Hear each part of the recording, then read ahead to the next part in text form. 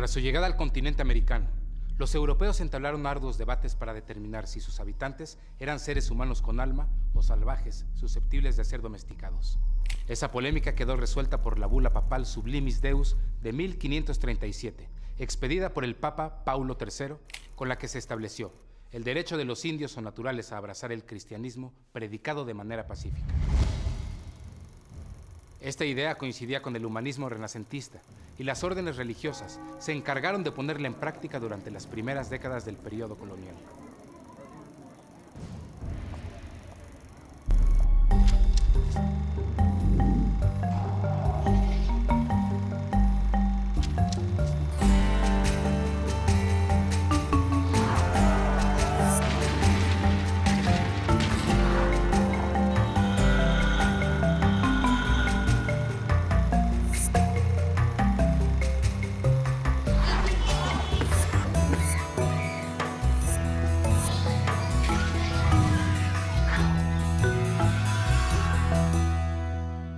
Esta es la historia de la educación novohispana, de las instituciones que se fundaron durante la época virreinal y de los medios que se emplearon para la transmisión de conocimientos, tanto en el ámbito familiar como dentro de las aulas. Una historia que nos habla de procesos pedagógicos, pero también de modelos y prácticas cotidianas.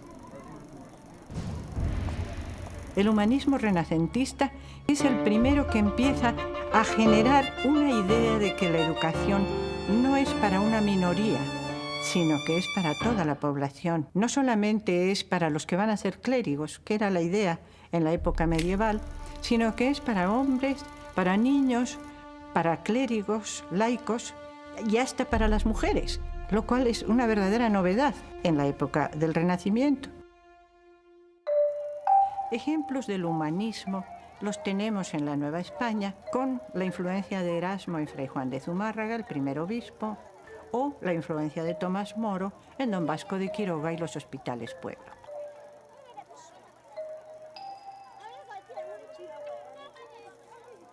La llegada de la Compañía de Jesús a la Nueva España en 1572 fue un acontecimiento trascendental para la vida religiosa, intelectual y social del virreinato. Su adaptación a las tierras americanas produjo una rica síntesis de influencias mutuas que se reflejó, por una parte, en el éxito de los colegios que fundaron y por otra, en la creación y consolidación de la cultura y sociedad barroca novohispana. Los jesuitas llegaron para complementar el trabajo que habían iniciado franciscanos, dominicos y agustinos. Pero además de adoctrinar a los naturales, entre sus planes estaba educar a los criollos. Para ello, abrieron colegios en las principales ciudades del virreinato, cuya misión era fomentar la educación moral, religiosa e intelectual de los jóvenes. Los jesuitas siempre se establecieron en las ciudades. Nunca los jesuitas cobraron por dar clases, por enseñar gramática, por enseñar artes. Incluso el Colegio de San Ildefonso, que luego en el siglo XIX sí fue un centro de estudios. Fue residencia durante todo el tiempo en que estuvieron los jesuitas en la Nueva España, con la única diferencia de que a los jóvenes que residían en San Ildefonso se les añadían unas lecciones especiales. Pero vamos a salir fuera de las escuelas. 2 días por semana salían por las calles con la catequesis. ¿Qué era esto? El jesuita que dirigía el catecismo iba diciendo: todo fiel cristiano está muy obligado, y con esa cantinela continuaba reuniendo niños, así como el flautista de Hamelin. Se le iban añadiendo a su cola hasta que llegaban a una plaza, a una esquina, en la cual enseñaba el catecismo. A todos, esclavos y libres, niños y adultos de cualquier calidad. Pero había otras actividades. Fundamental era la representación de obras teatrales, no en un recinto, sino en la calle. La participación en certámenes literarios, los desfiles o mascaradas, que unos eran serios y otros jocosos. Se disfrazaban, y los estudiantes de los colegios, que fueran españoles o fueran indios, se vestían como indios, tocaban instrumentos indígenas e iban cantando como si fuera un mitote indígena.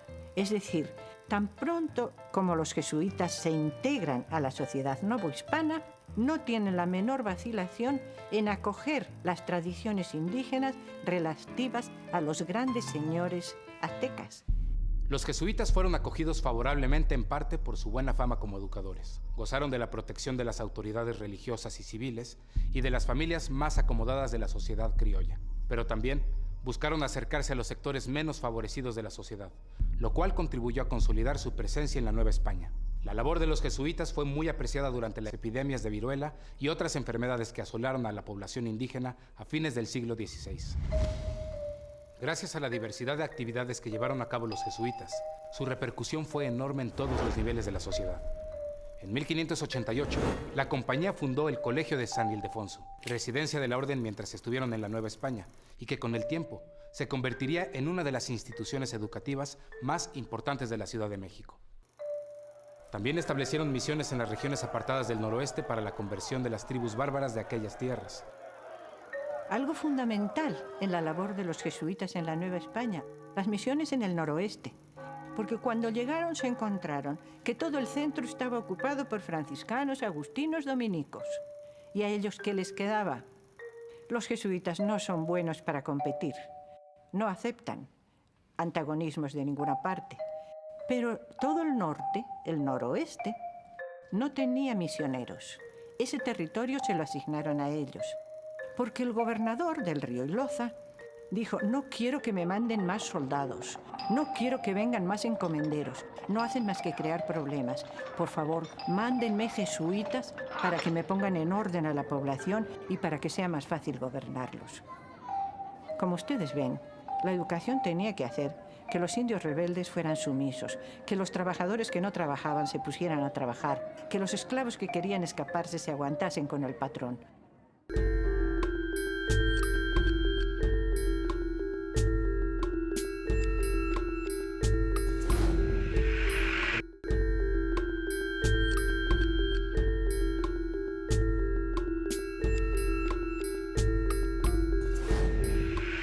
Para los jesuitas, los pueblos conquistados se convirtieron en campos de experimentación de las teorías en boga como el humanismo y la utopía de Tomás Moro, que pretendían ser el sustento para la creación de una sociedad ideal.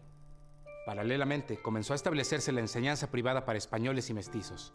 En el Seminario Conciliar de Puebla, preceptores laicos impartían cátedras para quienes iban a dedicarse a la docencia.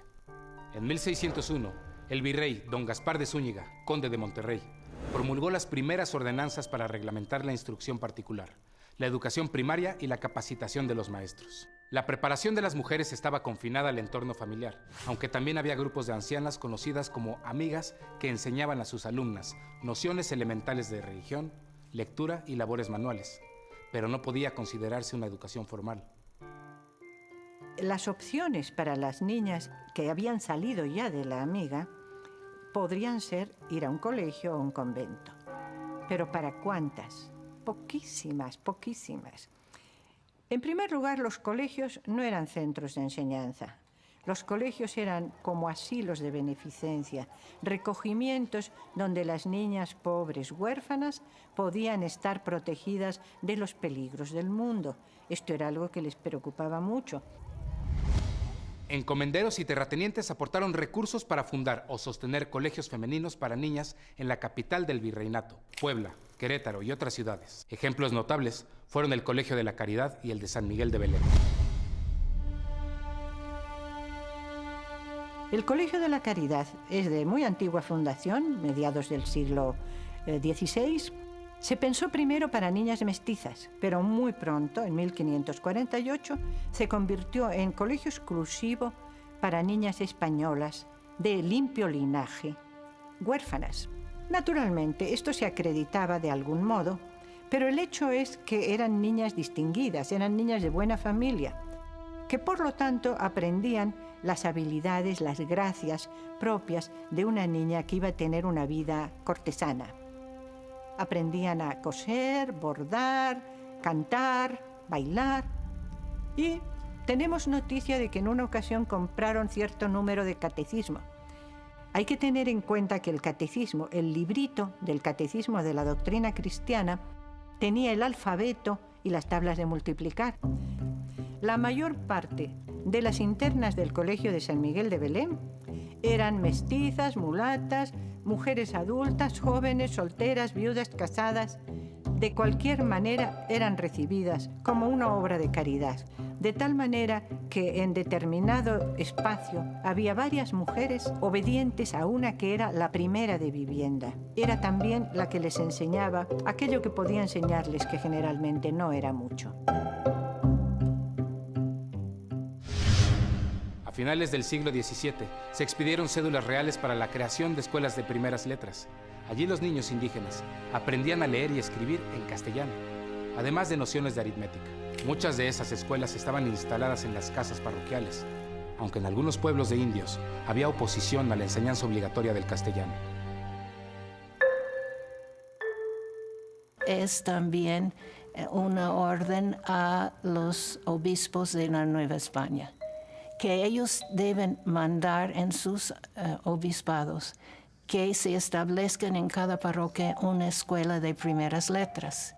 Sabemos que la mayoría de las parroquias en el campo son de población indígena, entonces está mandando que los sacerdotes deben pagar al maestro o los padres de familia deben pagar al maestro. Y el tercer método para pagar es que las cajas de comunidad de los pueblos de indios deben pagar al maestro.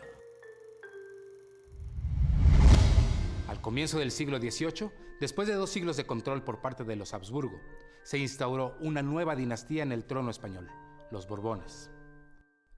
La nueva casa gobernante realizó cambios políticos y legislativos en todo el imperio y el rey Carlos III fue el principal impulsor de las reformas.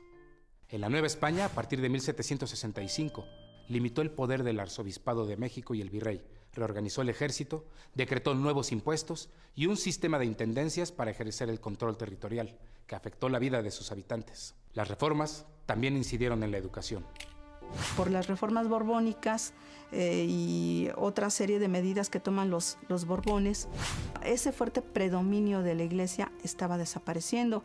Tan solo la expulsión de los jesuitas permitió que el Estado borbónico fuera tomando cierto control o un control mucho más fuerte sobre la educación de los jóvenes, puesto que donde antes hubo colegios jesuitas, empezaron a abrirse colegios donde la corona colocó a clero secular. Eso es un primer avance, pero también en ese mismo momento pasó a manos del ayuntamiento en muchos lugares el control de la educación.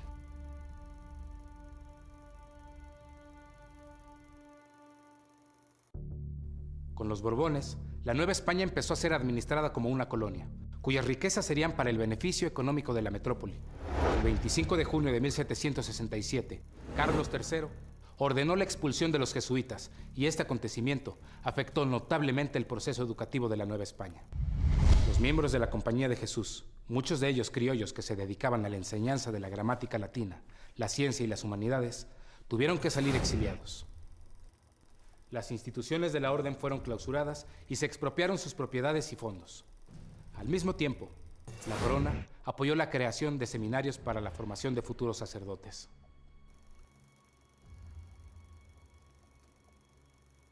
Los seminarios conciliares surgieron en Nueva España con gran lentitud. El primer seminario fue el fundado por Juan de Palafox en su obispado de Puebla a mediados del siglo XVII. El de México prácticamente abrió sus puertas a comienzos del XVIII. A medida que la corona apoyaba que el mayor número de parroquias estuvieran a cargo de sacerdotes dependientes del obispo, era el momento oportuno para crear seminarios. Había riqueza en la iglesia y había campo de acción para los clérigos seculares. Al momento de la expulsión de la Compañía de Jesús, prácticamente todos los seminarios estaban funcionando. Y donde no había seminario conciliar, estaba el Colegio de San Nicolás para la formación de clérigos seculares. En consecuencia, ellos se pusieron al frente de la educación de los criollos novohispanos y de no pocos indígenas a partir de la salida de los jesuitas.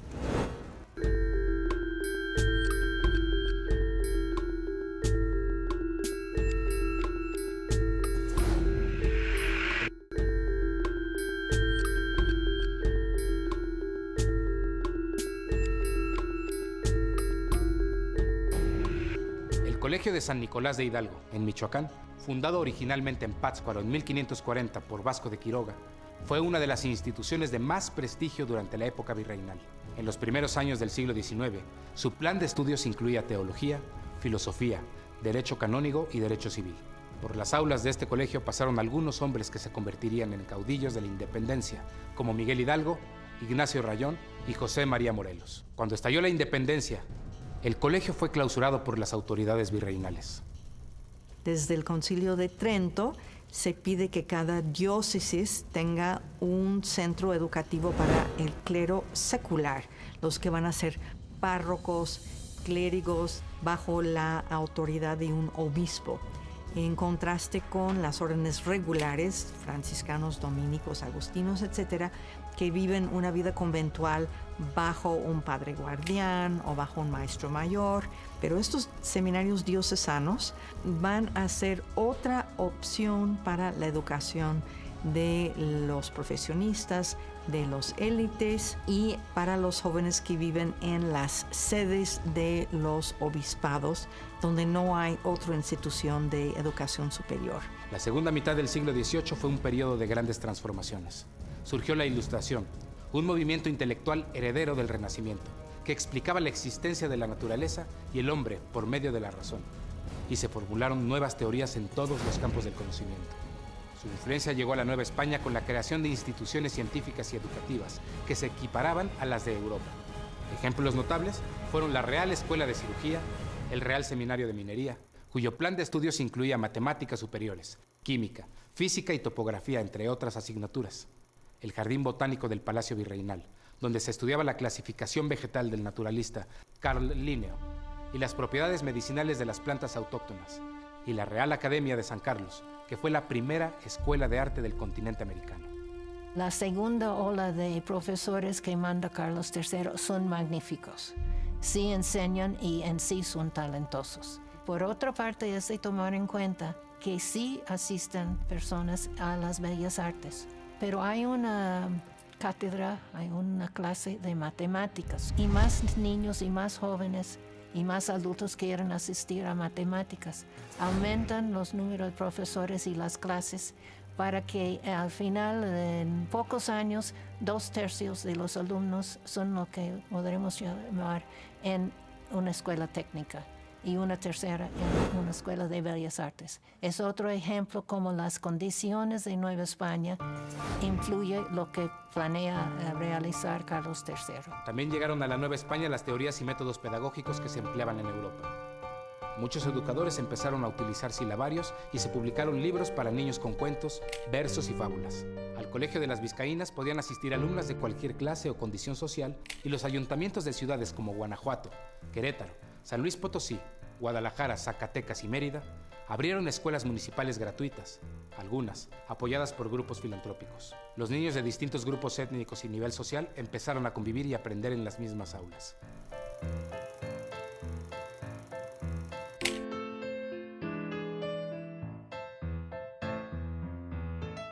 En el último tercio del siglo XVIII hubo un auge cultural sin precedente en la Nueva España. Los miembros de la élite intelectual empezaron a publicar en manuscritos y gacetas sus ideas sobre botánica, astronomía, cartografía e historia, entre muchos otros en boga. El sacerdote, físico, astrónomo y naturalista José Antonio Alzate impulsó la enseñanza y la investigación científica a través de sus gacetas ilustradas, en las que difundía los descubrimientos de la época como las observaciones de Benjamin Franklin, el sistema químico de Antoine de Lavoisier y los estudios que él mismo había realizado sobre la grana cochinilla. Las gacetas y periódicos científicos de aquella época fueron de gran importancia como precursores de un espacio público, crítico y laico para la discusión de las ideas. Aunque en aquel momento los debates se mantenían al margen de la política, los intelectuales criollos fueron consolidando en este espacio su autoridad intelectual y posteriormente también política. También hacia finales del siglo XVIII continuaron los debates acerca de la inferioridad de los americanos, ahora sobre una supuesta base científica en lugar de teológica. Intelectuales como el francés Georges-Louis Leclerc, conde de Buffon, formularon la teoría de que la naturaleza de América era inferior a la euroasiática por ser físicamente joven, húmeda, pantanosa, un lugar en el que proliferan insectos monstruosos y escasean los cuadrúpedos, con un clima hostil a la grandeza que provoca que todo lo europeo, animal, planta, hombre, se adapte mal y se degrade. Esta vez fueron los intelectuales criollos quienes reaccionaron ante esas teorías y contraargumentaron también sobre una base científica, que el clima americano era benéfico para el alma y la mente. Con las discusiones sobre la naturaleza americana se afirmó el patriotismo criollo, que empezó a considerar poco a poco la independencia de la monarquía. El pensamiento de los criollos eruditos de finales del siglo XVIII se afirmó como observador autorizado de su entorno natural, cultural y político. Fue una época crucial que empezó a contemplar la agonía del virreinato y el nacimiento del México independiente.